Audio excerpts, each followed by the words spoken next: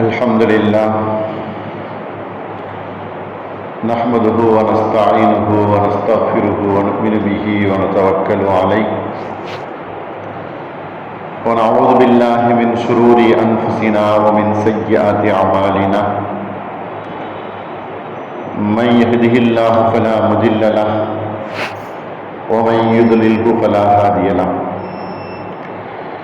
ونشهد أن لا إله إلا الله وحده لا شريك له ونشهد أن سيدنا ونبينا مولانا محمدا عبده ورسوله أما بعد فقد قال الله تعالى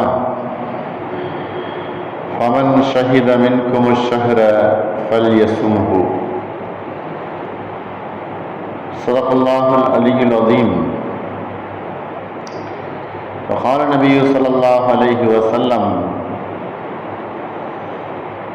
إن في الجنة بابا يقال له الريان يدخل منه الصائمون يوم القيامة لا يدخل منه أحد غيرهم فإذا دخلوا أغلق أو كما قال عليه الصلاة والسلام.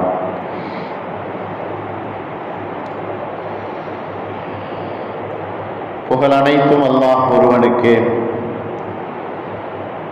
சாந்தியும் சமாதானமும் நபிகள் நாயகம் ஸல்லல்லாஹு அலைஹி வஸல்லம் அவர்கள் மீதும் அவர்களை பின்பற்றிய உத்தம சத்திய சஹாபாக்கள், தாபிஈன்கள், தபா தாபிஈன்கள், குறிப்பாக நம் எல்லோரின் மீதும் அல்லாஹ்வின் சாந்தியும் சமாதானமும் என்றென்றும் நின்று நிலவட்டுமாக. ஆமீன். அன்பான அல்லாஹ்வின் நல்லடியார்களே,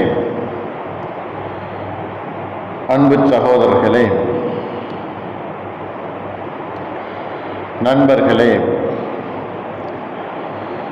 சகோதர சமயத்தை சார்ந்த அன்பர்களே,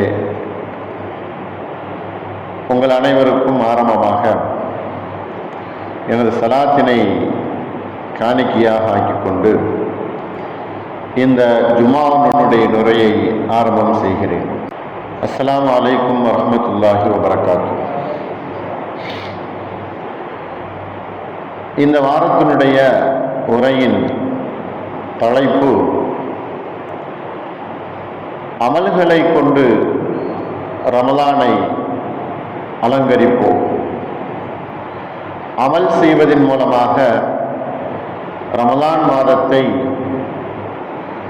அழகுறச் செய்வோம் அப்படிங்கிற தலைப்பின் கீழ் ஒரு சில விஷயங்களை மட்டும் பரிமாறிக்கொள்ள ஆசைப்படுகிறேன்.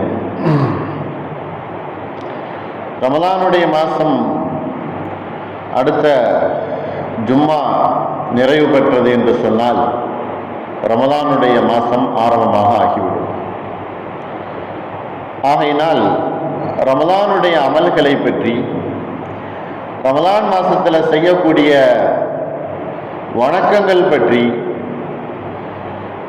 ரமலான் மாதத்தை அழகாக அந்த நாட்களையும் அந்த நேரங்களையும் அமைத்துக் கொள்வதை பற்றி நாம் தெரிந்திருக்க வேண்டிய அவசியம் இருக்கிறது. அப்படி தெரிந்திருந்தாலும் கூட மறதியாக இருக்கக்கூடிய நம்மை ஞாபகப்படுத்துவதற்கு கடமைப்பட்டவர்களாக நாம் இருக்கிறோம்.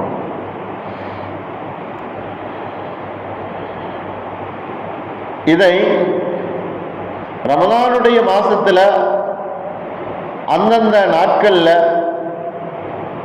முதல் நாள், இரண்டாவது நாள், முதல் வாரம், இரண்டாவது வாரம், முதல் 10 நாள், இரண்டாவது 10 நாள், இறுதியாக இருக்கக்கூடிய 10 நாள், இப்படியாக வகுத்து நம்முடைய அமல்களை திட்டமிடல் வேண்டும்.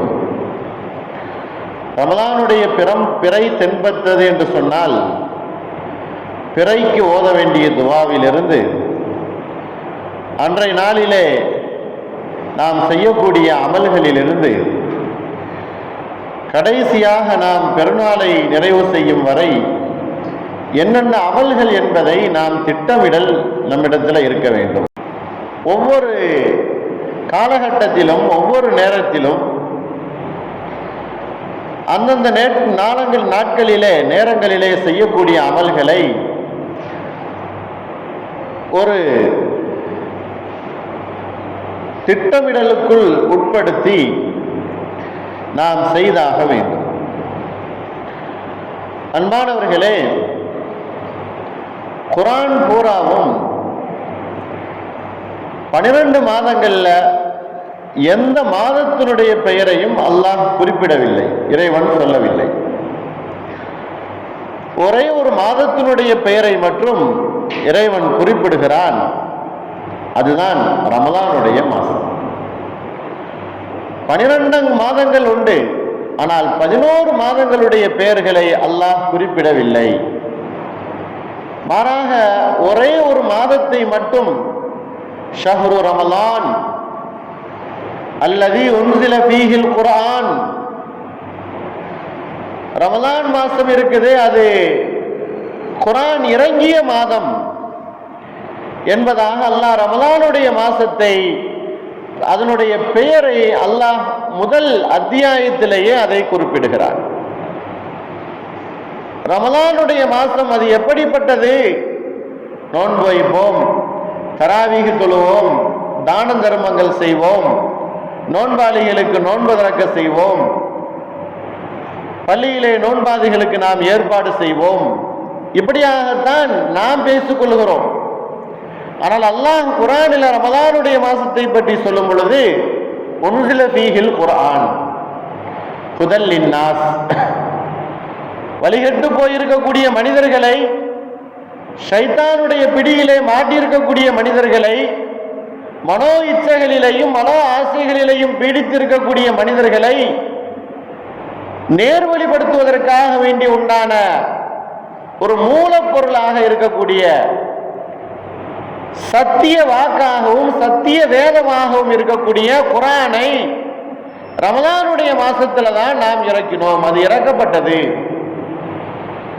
அது நேர்வழிக்காக வேண்டியே இறக்கப்பட்டது. குர்ஆனை பின்பற்றுபவர்கள் வழி தவற மாட்டார்கள். வழி தவறி போனவர்கள் குர்ஆனை பின்பற்றினால் நேர்வழி பெறுவார்கள்.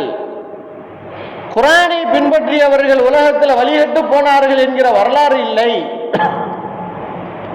ஆனால் படித்தவர்கள், பண்பாளர்கள், நிறைய புக்குகளை எழுதியவர்கள், குர்ஆன் அல்லாத நிறைய வேதங்களை எல்லாம் படித்தவர்கள், வேதக்காரர்கள் என்று சொல்லக்கூடிய யூதர்கள், நசாராக்கள் எல்லாருமே வழிகட்டு போனார்கள். ஆனால் குர்ஆனை படித்தவர்கள், குர்ஆனின் பிரகாரம் வாழ்க்கையை அமைத்துக் கொண்டவர்கள் ஒருபோதும் வழிகட்டு போனதில்லை. வழிதவறி போனவர்களை குர்ஆன் நேர்வழிப்படுத்தக்கூடியது என்பதை அல்லாஹ் ஆணித்தரமாக கூறி, இந்த குர்ஆன் இறங்கிய மாதம் ரமலானுடைய மாதம் என்பதாக அல்லாஹ் திட்டவட்டமாக கூறி காட்டுகிறான். அப்ப குர்ஆனுடைய மாதத்தில் நாம் என்ன செய்ய வேண்டும்? வணக்க வழிபாடுகள் என்பது அதிலே நாம் லயித்திருக்க வேண்டும். ரமலானுடைய மாசத்திலே அதிலே மூழ்கி இருக்க வேண்டும். வணக்க வழிபாடுகளிலே நம்மை ஈடுபடுத்திக் கொள்வதுதான் ரமலானுடைய வெளிப்பாடு, அடையாளம். ஒரு மூமின், ஒரு முஸ்லிம் ரமலானுடைய மாசம் அவனை பார்த்தவுடன் தெரிய வேண்டும், ஆஹா மூமின்களுடைய மாதம் இந்த ரமலானுடைய மாசம். ஆகையினால் அவர்கள் வெளிப்படையாகவே அவர்களுடைய முகத்திலேயும் அவர்களுடைய உடையிலையும் அவர்களுடைய செயல்பாட்டிலையும் மற்ற மாதங்களில் இருப்பதை விட இந்த ரமலானுடைய மாசத்தில் இருக்கக்கூடிய மாற்றங்களை பார்க்கும் பொழுது இது ரமலானுடைய மாசம் என்பதாக எல்லோரும் தெரிந்து கொள்ள வேண்டும். அப்படி ரமலானுடைய மாசத்திலே நம்முடைய வணக்க வழிபாடுகள் மாறிவிட வேண்டும். அதிலே நம்முடைய ஈடுபாடுகள் அமல்களிலே அழகாக்குவதையும் நிரப்பமாக செய்வதிலேயும் நம்முடைய சிந்தனைகள் வந்துவிட வேண்டும். அதுதான் ரமலான் மாதத்தை அழகு பெறச் செய்தல். ரமலானுடைய மாசத்துல செய்யக்கூடிய காரியங்களை சரியாக செய்து ரமலானை கண்ணியப்படுத்துதல். ஒரு வருஷத்தினுடைய ரமலான் மாசம் ஒரு மனிதனுக்கு கிடைத்தால் அதுல எவ்வளவு பெரிய பாக்கியம் கிடைத்தது. நபி ஸல்லல்லாஹு அலைஹி வஸல்லம் அவர்கள் சொல்லி காட்டுகிறார்கள், ஒரே ஒரு ரமலானுடைய மாசத்தினால் 2 நபர்கள் ஒன்றாக இஸ்லாத்தை ஏற்றுக்கொண்டவர்கள், ஒன்றாக உலகத்திலேயே நடமாடியவர்கள், வாழ்ந்தவர்கள். ஆனால் ஒரு வருடம் கழித்து மரணித்தவர் முதலாமவராக சுவர்க்கம் போகிறார். ஒரு மனிதர் கனவு காணுகிறார். இந்த கனவை நபி ஸல்லல்லாஹு அலைஹி வஸல்லம் அவர்களிடம் சொல்லப்படுகிறது. இறை தூதர் அவர்களே, நபி ஸல்லல்லாஹு அலைஹி வஸல்லம் அவர்களே, 2 மனிதரும் ஒரே நேரத்தில் ஈமான் கொண்டார், நல்ல அமல்கள் செய்தார். இன்னும் முதலாவதாக மரணித்தவர் ஷஹீதனுடைய மரணத்தையும் பெற்றார், போர் புரிந்து. ஆனால் அவருடனே இருந்தவர் ஒரு வருடம் கழித்து மரணித்தார். ஆனால் அவர் முன்னதாக சொர்க்கம் போகிறார். இதுல என்ன ரகசியம் இருக்கிறது அல்லாஹ்வின் தூதரே என்பதாக கேட்கும் பொழுது நபி ஸல்லல்லாஹு அலைஹி வஸல்லம் அவர்கள் சொன்னார்கள், முன்னால் இறந்தவரை விட பின்னால் இறந்தவர் ஒரு வருடம் இருந்திருக்கிறார். ரமலானுடைய மாசம் அவருக்கு கிடைச்சிருக்குது. ரமலானுடைய மாசத்தை அவர் பெற்றிருக்கிறார். ஒரு ரமலான் மாசம் கிடைப்பது என்பது ஒரு மனிதர் மரணித்து அவர் முன்னதாகவே போனதை விட சொர்க்கத்திற்கு இவர் முன்னதாக போய்விடுகிறார். அப்போ ஒரு வருடம் ரமலான் கிடைத்ததனுடைய பாக்கியம்தான். எத்தனை நல்ல அமல்கள் செய்திருப்பார், எத்தனை தான தர்மங்கள் செய்திருப்பார்.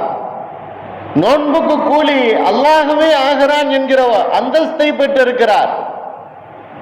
இப்படியாக நபி ஸல்லல்லாஹு அலைஹி வஸல்லம் அவர்கள் ரமலானுடைய மாசத்தினுடைய அதை கிடைக்க பெறுதலுடைய சிறப்புகளை நபி ஸல்லல்லாஹு அலைஹி வஸல்லம் அவர்கள் சொல்லி காட்டுகிறார்கள். சுவர்க்கம் செல்வதற்கு இந்த ரமலானுடைய மாசம் காரணமாக இருக்கிறது. அன்பானவர்களே, எல்லா மாதங்களை போன்றும் இந்த ரமலானுடைய மாசத்தை நாம் கழித்து விட வேண்டாம். மற்ற மாதங்கள் எல்லாம் நோன்பு கிடையாது, தராவீஹ் தொழுகை இல்லை, நோன்பு திறக்குதல் என்பது இல்லை. ஆனால் இந்த ரமலானுடைய மாசத்தை அதுபோன்று நாம் கழித்து விட வேண்டாம். எல்லா மாசம் மாதிரி தேங்க இந்த மாசமும் அப்படின்னு மட்டும் ஒருபோதும் நாம் நினைத்து விட வேண்டாம். எல்லா மாதத்தை கழிப்பதை போன்று இந்த மாதத்தையும் நாம் கழித்து போக செய்து விட வேண்டாம். பெரிய எதிர்பார்ப்புகளோடு இந்த மாசத்தை நாம் கையாள வேண்டும். அது நமக்கு நிறைய நன்மைகளை தருவதற்கு காத்து கொண்டிருக்கிறது. இன்னும் நபி ஸல்லல்லாஹு அலைஹி வஸல்லம் அவர்கள் சொன்னார்கள், ஒரு வருடத்தினுடைய ரமலான் மாசம் கிடைக்குதல் என்பது வானத்துக்கும் பூமிக்கும் இடைப்பட்ட இடத்தில் இருக்கக்கூடிய நன்மைகள் கிடைப்பதை போன்று. எவ்வளவு நன்மைகள் கிடைக்கும். ஒரு மனிதர் அதே போன்றிருக்கக்கூடிய மனிதரை விட ஒரு வருஷம் அதிகமாக வாழ்ந்ததனால சொர்க்கத்திற்கு முன்னதாகவே போகிறார். நீண்ட ஆயுள் என்பது அதற்காக வேண்டிதான் நாம் கேட்க சொல்லுகிறோம் அல்லாஹ்விடத்துல. நீண்ட ஆயுளை கொடு என்று சொல்லி கேட்பதனுடைய துஆவினுடைய பொருள் இதுதான். அன்பானவர்களே, வானத்திற்கும் பூமிக்கும் இடைப்பட்ட தூரம் எவ்வளவு தூரம் இருக்கிறது யாரும் கண்டுபிடிக்க முடியவில்லை. அவ்வளவு தூரங்கள் ஒரு வருடம் ரமலான் கிடைக்கக்கூடிய பாக்கியம் அவ்வளவு நன்மைகளை நமக்கு தருகிறது. அல்லாஹ் திருமறையிலே ஃபமன் ஷஹித மின்கும் அஷ்ஹர ஃபல்யஸும், ரமலான் மாசத்தை நீங்கள் பெற்றுக்கொண்டால் அதிலே நோன்பு வையுங்கள். நோன்பு வைப்பது சிறப்பானது. நோன்புக்கு நிகரான அமல் ரமலானுடைய மாசத்துல வேற எதுவும் கிடையாது. நோன்புக்கு நிகரான நன்மையை தரக்கூடிய ஒரு அமல் நோன்பு மாசத்துல வேற எதுவும் கிடையாது. என்று சொன்னா அலைக பிஸவும் ஃபைன்னஹு லா மிஸ்ல லஹு, அந்த நோன்பை போன்று உண்டான எந்த ஒரு அமலும் ரமலான் மாசத்துல இல்ல. அவ்வளவு சிறப்பு மிக்க அமல் ரமலானுடைய மாசத்துல கிடைக்கப்பெறக்கூடிய அமல். ஒரு சொர்க்கம் இருக்கிறது, அந்த சொர்க்கத்துல நோன்பாளிகள் மட்டுமே நுழைவார்கள். ஒரு சொர்க்கம் இருக்கிறது, மறுமையிலே கியாமத் நாளையிலே அதுல நோன்பாளிகள் மட்டுமே நுழைவார்கள். நபி ஸல்லல்லாஹு அலைஹி வஸல்லம் அவர்கள் சொன்னார்கள், இன்னபில் ஜன்னதி பாபன் யுகால் லஹு அர்-ரையான், ரையான் என்று சொல்லக்கூடிய ஒரு வாசல், ரையான் என்று சொல்லக்கூடிய ஒரு வழி, அதுல யதுகுலு மின்ஹு அஸ்-ஸாயிமூன யௌமல் கியாமத்தி லா யதுகுலு மின்ஹு அஹதுன் கைருஹும், நோன்பாளிகளை தவிர வேறு யாரும் அந்த வாசலுக்குள்ள நுழைய முடியாது. நோன்பாளிகள் எல்லாம் அந்த வாசலுக்குள் நுழைந்து விட்டால் அந்த வாசல் பூட்டப்பட்டு விடும். அதற்கு பின்னால் அந்த வாசல் திறக்கப்படாது. அது நோன்பாளிகளுக்கு மட்டும் சொந்தமான வாசல். அந்த வாசலுக்கு பேர் தான் ரையான் என்பதாக சொல்லப்படும். ரையானுடைய வாசல் என்பதாக சொல்லப்படும். அது நோன்பாளிகளுக்கு சொந்தமானது. நோன்பு வைத்தவர்கள் அந்த வாசல் வழியாக நுழைவார்கள். ரமலானுடைய மாசத்துக்கு பின்னால் சிறப்பான ஒரு நோன்பு என்று சொன்னால் அது முஹர்ரமுடைய நோன்பு. ரமலானுடைய மாசம் சிறப்பான நோன்பு.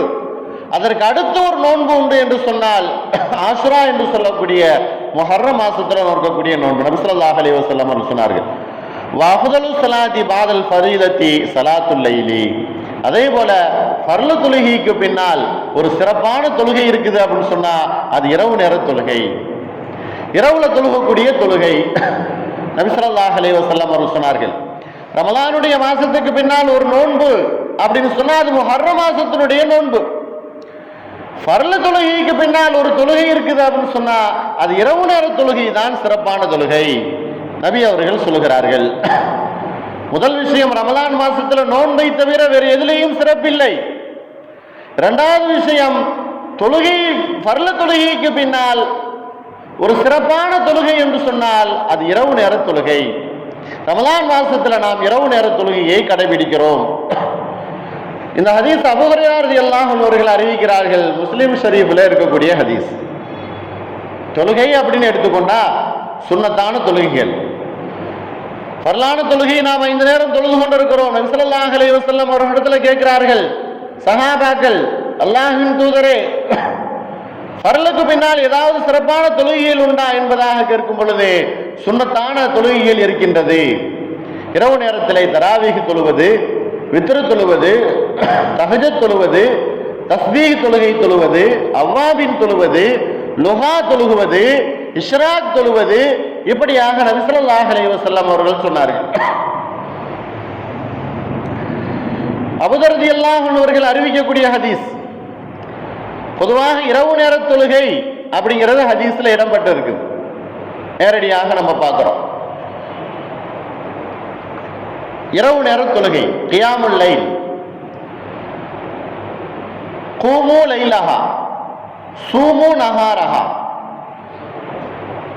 பகல் நேரத்தில் நோன்பு வையுங்கள், இரவு நேரத்தில் தொழுங்கள்.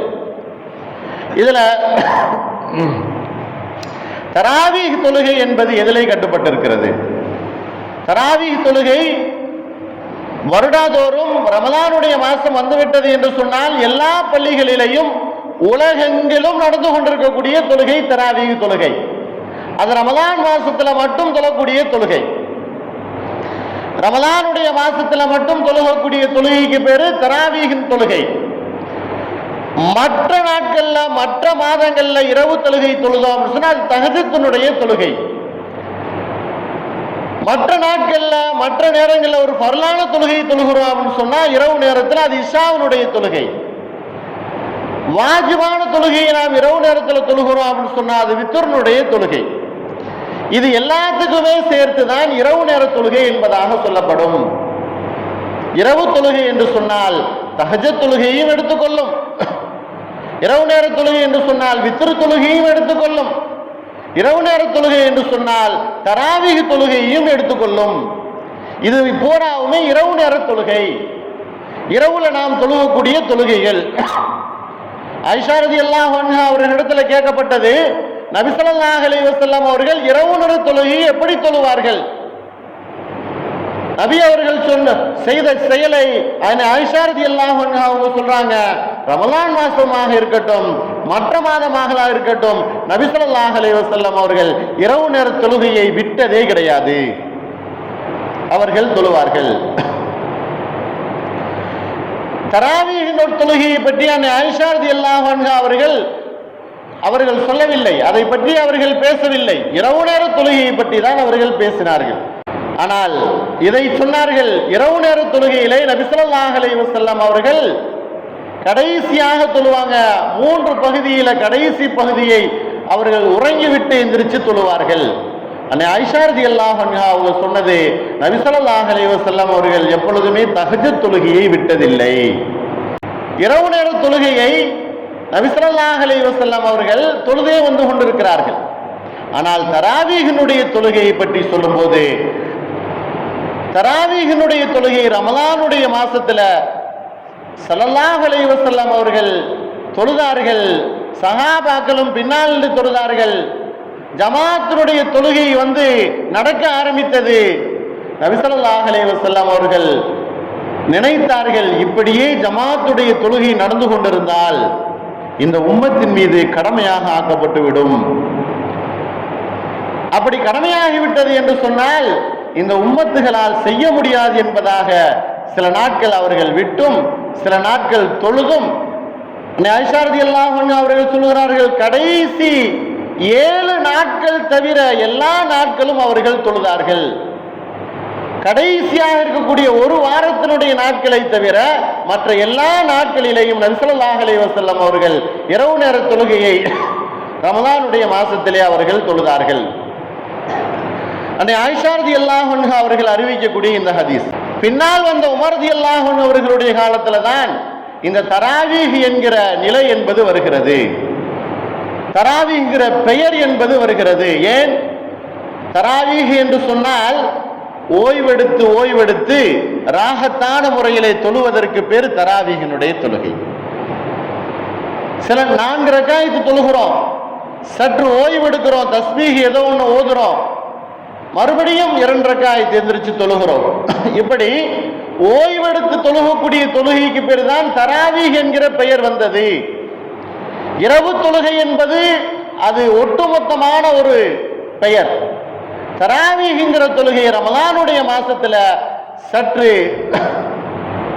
ஓய்வெடுத்து ஓய்வெடுத்து தொழுவதனால ராஹத் என்கிற அர்த்தத்தின் பிரகாரம் தராவீஹ் என்பதாக பெயர் வந்தது.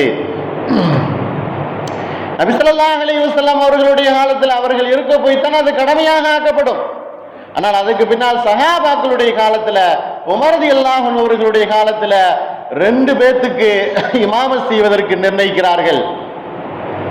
உபை இப்னு கஅப் அவர்களே ஆண்களுக்கு இமாமத் செய்வதற்கும், சுலைமான் இப்னு அபி ஹதம் என்று சொல்லக்கூடிய இன்னொரு சஹாபியை பெண்களுக்கு தொழுக வைப்பதற்கும் உமர் ரலியல்லாஹு அன்ஹு அவர்களுடைய காலத்திலே நிர்ணயம் செய்கிறார்கள். சஹாபாக்கள் யாரெல்லாம் நபி அவர்களோடு இருந்து அவர்களுடைய செயல்களை பின்பற்றுகிறார்களோ அவர்களுடைய செயல்கள் நாம் பின்பற்றப்படுவதற்கு தகுதியான ஒரு விஷயம். உமர் ரலியல்லாஹு அன்ஹு அவர்களுடைய காலத்துல பெண்களுக்கு தனியாக ஒரு ஜமாத்தும் ஆண்களுக்கு ஒரு தனியாக ஒரு ஜமாத்தும் உமர் ரலியல்லாஹு அன்ஹு அவர்களுடைய காலத்துல நிர்ணயம் செய்யப்படுகிறது. அன்னை ஆயிஷா ரலியல்லாஹு அன்ஹா அவர்கள் எத்தனை ரக்காயத்து தொழுதார்கள் என்பதை அறிவிக்கிறார்கள். 11 ரக்காயத்து தொழுதார்கள் என்பதா. ஆனால் இன்றைக்கு தராவீஹினுடைய தொழுகை 20, 8, 11 இதெல்லாம் பேசி முடிச்சு இன்றைக்கு ஹனபிகளுடைய இடத்துல ஷாஃபிகளுடைய இடத்துல 20 தான் என்பதாக கன்ஃபார்ம் ஆனதற்கு பின்னாலேயும் இன்னைக்கும் அதை பேச வேண்டியது இருக்கிறது. 20 ரக்காயத்தா அல்லது 11, 15 என்று சொன்னா இன்றைக்கு இந்த கொரோனாவுடைய காலத்திலிருந்து மக்காவில் 10 ரக்காய் தொழுவது வைப்பதாக செய்திகள் வந்து கொண்டிருக்கு. அதுதான் நடக்குது. ஆனால் அன்றைக்கு பேசப்பட்டது மற்ற பள்ளி சவுதி அரேபியாவில் இருக்கக்கூடிய மற்ற பள்ளியிலே கூட 8 ரக்காய் தொழு வைக்கப்படுகிறது. ஆனால் காபாவிலே மட்டும் 20 ரக்காய் தொழு வைக்கப்படுகிறது என்பதாக. ஆனால் இன்றைக்கு காபாவிலே 10 ரக்காய் என்பதாக முடிவு செய்து இன்றைக்கு நடத்தப்படுகிறது என்று சொன்னால் காபாவிலே நடைபெறக்கூடிய காபாவுடைய அமல்கள் காபாவுடைய இபாதத்துகள் உலகத்துக்கு முன்மாதிரி அல்ல. ஹஜ் செய்வதற்கு மட்டும்தான், ஹஜ் அங்க போய் செய்வதுதான். அங்கு நடைபெறக்கூடிய அமல்கள் இருக்குது. யார் மன்னர்களாக யார் ஆட்சியில் வருகிறார்களோ அவர்களுக்கு தோதுவாக அவர்கள் நடத்தி கொள்வார்கள். ஆனால் ஹதீஸினுடைய ஆதாரங்கள், இமாம்களுடைய வழிமுறைகள், நபி ஸல்லல்லாஹு அலைஹி வஸல்லம் அவர்கள் பயந்ததனுடைய விஷயங்கள், இதையெல்லாம் நாம் பார்க்கும் பொழுது 20 ரக்காய் அபு யூசுப் ரஹ்மத்துல்லாஹி அலைஹி அவர்கள் அபு ஹனீஃபா அவர்களிடத்துல கேட்கப்படுகிறது, 10 ரக்காயத் என்று சொல்வதும் 8 ரக்காயத் என்று சொல்வதும் 20 ரக்காயத் என்று சொல்வதும் இதுல என்ன உங்களுடைய கருத்து என்பதாக கேட்கும் பொழுது உமர் ரலியல்லாஹு அன்ஹு அவர்கள் ஒரு செய்தியை நமக்கு சொல்லுகிறார்கள் என்று சொன்னால், நபி ஸல்லல்லாஹு அலைஹி வஸல்லம் அவர்களுடைய சர்டிபிகேட்டை பெற்றவர்கள், சொர்க்கத்தினுடைய நன்மாராயம் சொல்லப்பட்டவர்கள்.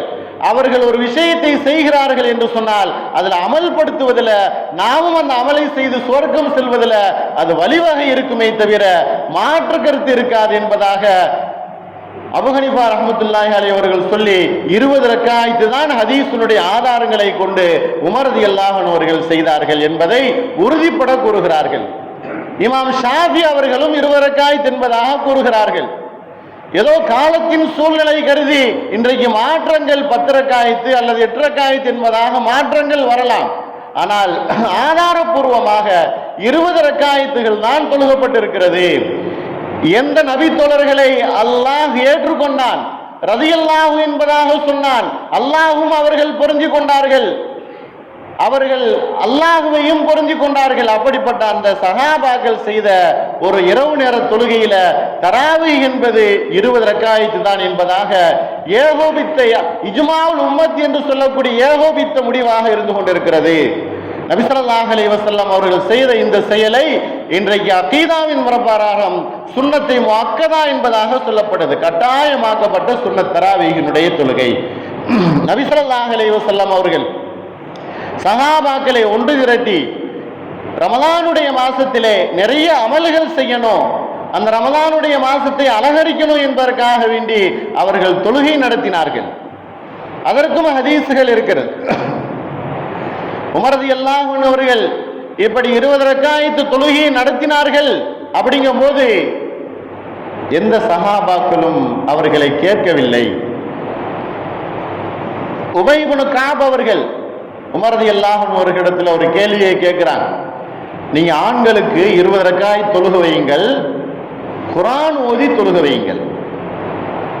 குர்ஆன் ஓதி ஆண்களுக்கு 20 ரக்காயத் தொழுக வையுங்கள் என்பதாக சொல்லும் பொழுது உபை இப்னு கஅப் அவர்கள் கேட்கிறார்கள், உமர் அவர்களே, நபி ஸல்லல்லாஹு அலைஹி வஸல்லம் அவர்களுடைய காலத்துல செய்யாத ஒரு செயலை நீங்க சொல்றீங்களே. உமர் ரலியல்லாஹு அன்ஹு சொன்னார்கள், இது ரமலான் மாசத்தை அழகுபடுத்துவதும் மக்களுக்கு இது ஒரு நலகிய முன்மாதிரியாகவும் இதற்கு பின்னால் எந்த ஒரு மாற்றத்தையும் கொண்டு வரக்கூடாது என்பதற்காக வேண்டி ஒரு நடுநிலையான தொழுகையை நான் ஏற்படுத்துகிறேன், இதை நீங்கள் பொருந்திக் கொள்ளுங்கள். இது நபி ஸல்லல்லாஹு அலைஹி வஸல்லம் அவர்கள் இருந்திருந்தால் இதை ஏற்றுக்கொள்வார்கள் என்று சொன்னா, நபி அவர்களுடைய இருக்கக்கூடிய காலத்திலேயே அல்லாஹ் பேசினான் உமர் ரலியல்லாஹு அன்ஹு அவர்களுடைய நாவிலே. இன்னல்லாஹ் யன்திகு அலா லிசானி உமர். நிறைய விஷயங்கள் குர்ஆனுடைய சட்டதிட்டங்கள் எல்லாவுமே உமர் ரலியல்லாஹு அன்ஹு அவர்களுடைய வாயிலிருந்து தான் சட்டதிட்டங்களாக குர்ஆனிலே நிறைய விஷயங்கள் பொறிக்கப்பட்டிருக்கிறது, கூறப்பட்டிருக்கிறது.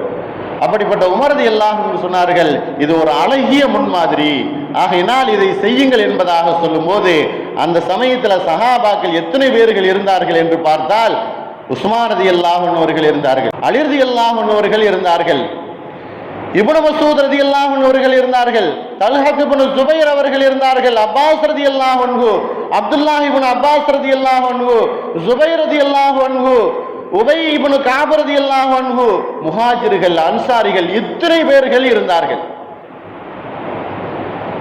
உமர் ரலியல்லாஹு அன்ஹு அவர்கள் செய்யக்கூடிய அந்த காரியத்தை யாரும் எதிர்த்து பேசவில்லை. ஆனால் இன்றைக்கு 20 ரக்காயத் தொழுதால் விவாதங்கள் செய்யப்படுகிறது, கூச்சலிடப்படுகிறது, இடையிலேயே எந்திரிச்சு வந்து ஓட்டி விடப்படுகிறது.